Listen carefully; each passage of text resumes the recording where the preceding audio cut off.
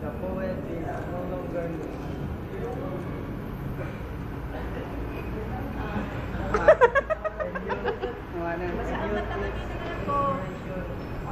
Stop. Now you with other four ends the day our Francis old. The first one is literary class. Still remains absolute.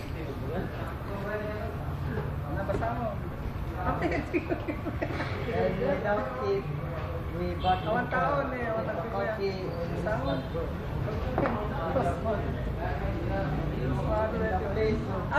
sincere.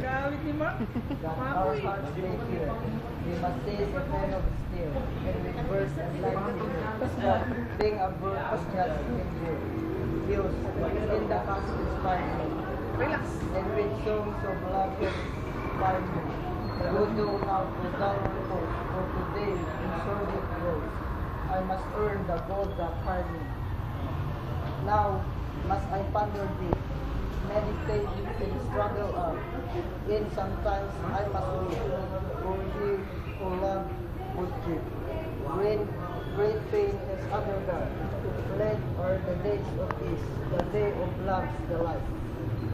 When flowers still would please, and give to suffering souls so sweet. From pain and sorrows blind, one by one they have passed on.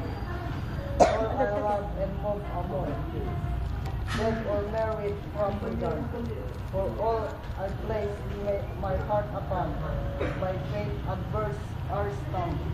Although too omnious depart, other regions barrier find. For my land but offers art, for the laurel chains that bind, for a temple prisons blind.